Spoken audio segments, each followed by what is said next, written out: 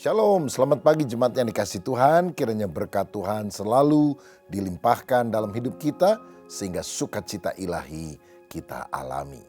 Baik, pagi ini saya akan menyampaikan renungan dengan judul Doa yang Istimewa. Kita baca Efesus 3 ayat 14 sampai 17, doa Paulus.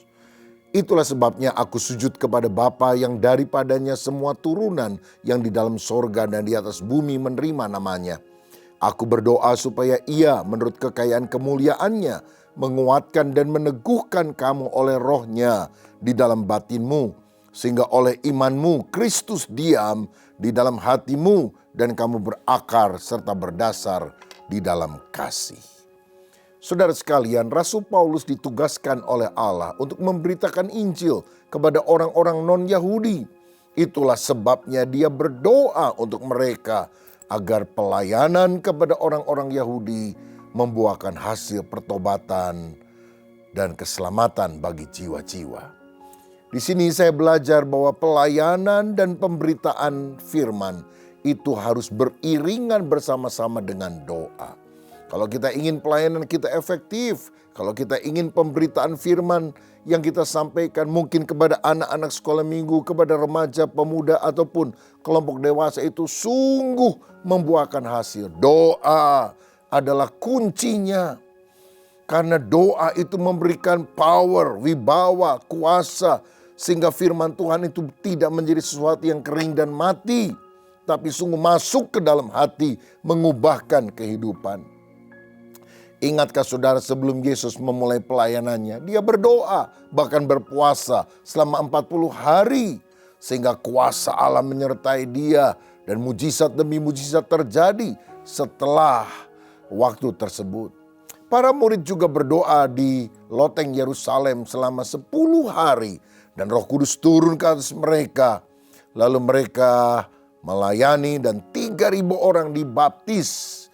Ya, doa tidak bisa dipisahkan daripada pelayanan dan pemberitaan firman.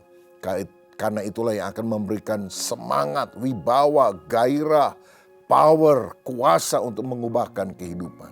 Mari kita sungguh-sungguh meningkatkan doa. Nah, Paulus berkata, aku sujud kepada Bapa. Sujud artinya berlutut, merendahkan diri di hadapan Allah.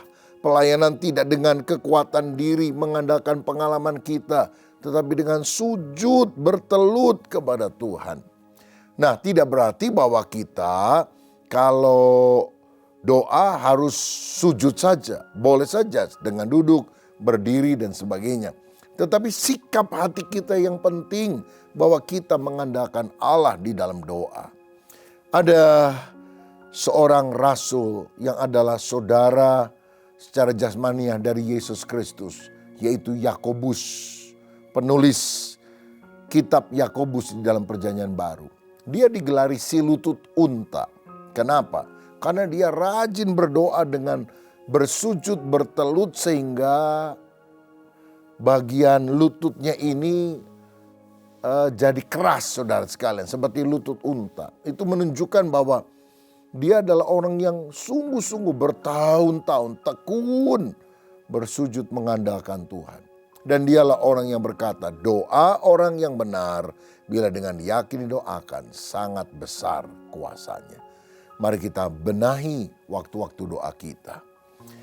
Paulus berkata, aku sujud kepada Bapa. Dia menyebut Allah sebagai Bapaknya. Karena Bapa berarti sumber, source. Bapa adalah pencipta alam dan semua manusia yang ada. Dan Yohanes 1 ayat 12 berkata, setiap orang yang percaya kepada Kristus diberi kuasa untuk menjadi anak-anak Allah. Sehingga kita bisa memanggil Allah sebagai Bapa kita.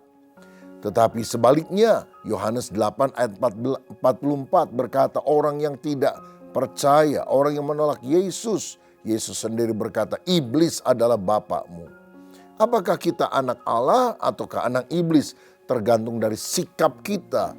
Apakah kita mau menerima Yesus atau menolak Kristus? Bersyukurlah kepada Tuhan karena ketika kita percaya kepada Yesus, kita akrab dengan Dia dan kita bisa memanggil Allah sebagai Bapa kita. Di ayat 15 dikatakan yang daripadanya semua turunan yang di dalam sorga dan di atas bumi menerima namanya. Artinya orang yang menerima Yesus, baik yang sudah mati, yang sekarang ada di sorga, dan yang masih hidup di atas muka bumi ini, tergabung dalam satu keluarga Allah, yaitu orang-orang yang telah ditebus oleh darah Yesus. Makanya Paulus pernah mengingatkan jemaat dalam 1 Tesalonika 4 ayat 13-18 bahwa kalau kita kehilangan orang yang kita kasih karena meninggal dunia, jangan kita berduka cita seperti orang yang tidak berpengharapan. Tetapi ada firman yang memberikan penghiburan. Karena apa? Orang yang mati dalam Kristus satu kali pada waktu Yesus datang akan dibangkitkan kembali, mengenakan tubuh kemuliaan. Sedangkan kita yang masih hidup pada hari kedatangan Kristus akan diubah di dalam sekejap mata.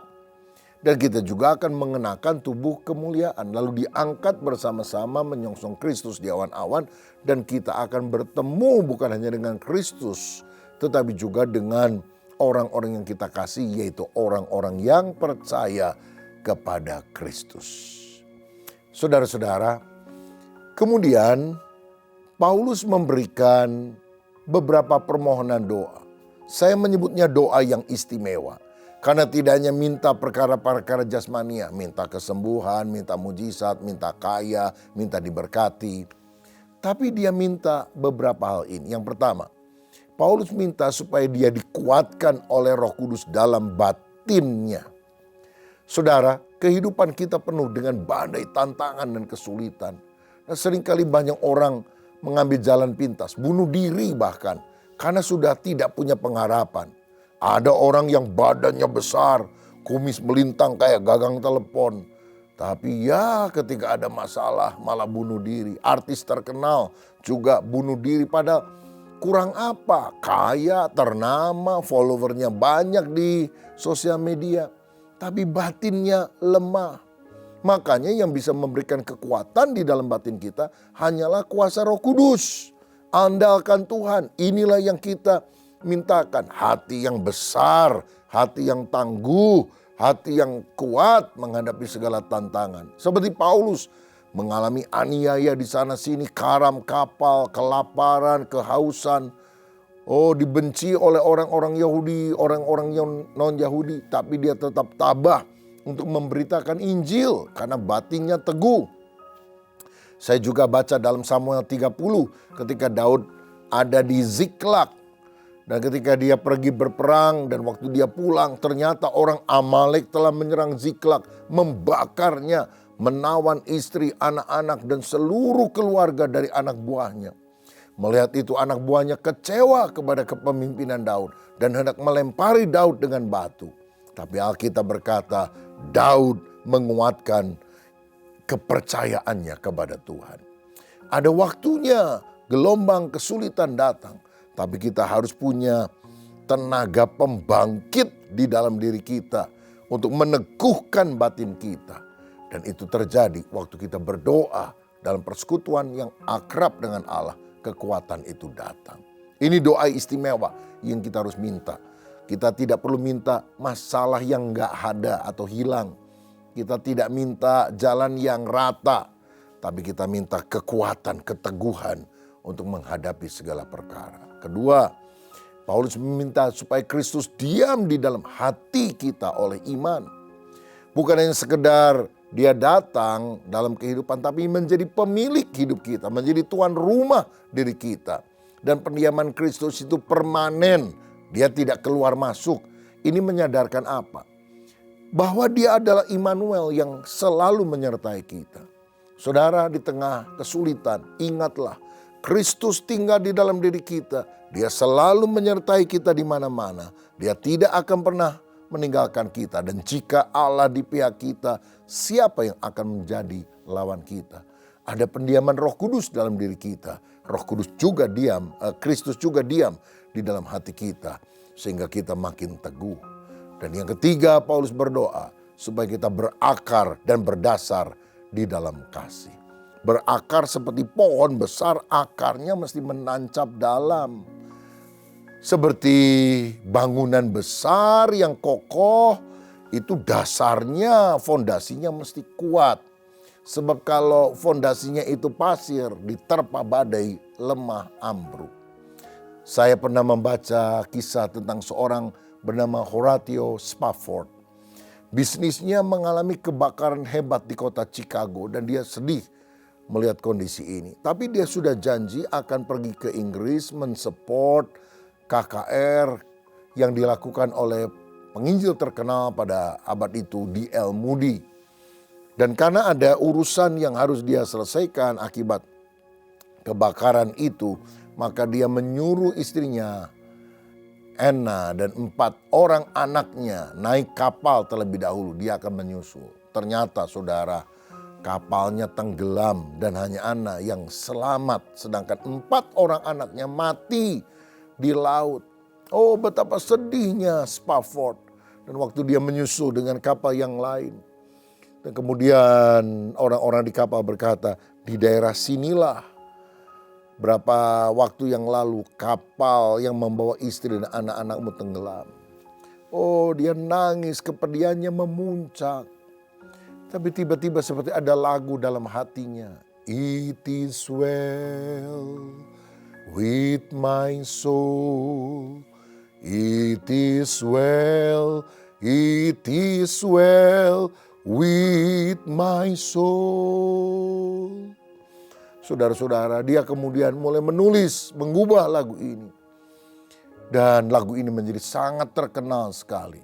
Tenanglah jiwaku, tenanglah, tenanglah jiwaku. Saudara, bagaimana mungkin 4 anaknya mati, dia bisa berkata tenanglah jiwaku.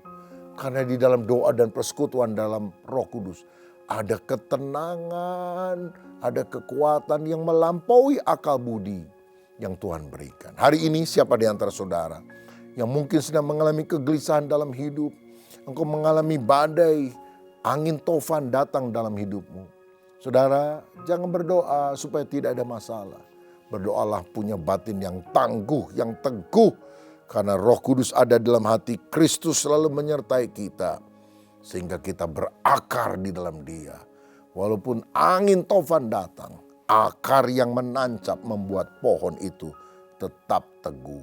Akar atau dasar fondasi yang kokoh itu akan membuat bangunan tidak akan roboh. Siapa di antara kita yang hari ini mau berkata, Tuhan, di tengah kesulitan, tantangan, masalah yang aku hadapi, aku memandang kepadamu. Tolonglah aku Tuhan. Sehingga waktu aku berdoa, doaku menjadi doa yang istimewa. Karena aku minta penyertaan Tuhan sepanjang hidupku. Saya percaya ada kekuatan dan kemenangan yang Tuhan berikan kepada kita. Mari kita berdoa. Bapa Surgawi, lihat anak-anakmu yang sedang mengalami tantangan dalam kehidupannya. Tapi kami percaya doa orang benar bila dengan yakin doakan sangat besar kuasanya. Kami meminta dalam nama Yesus keteguhan hati. Kami minta kepada Tuhan pertolongan. Kami minta kemenangan dari Yesus. Dan biarlah tantangan sebesar apapun kami tetap yakin Allah lebih besar dari segala masalah kami. Sebab jika Yesus di pihak kami, siapa yang akan melawan kami? Berkat-Mu atas kami, dalam nama Bapa, Putra, dan Roh Kudus. Dalam nama Tuhan Yesus Kristus. Amin. Tuhan Yesus memberkati.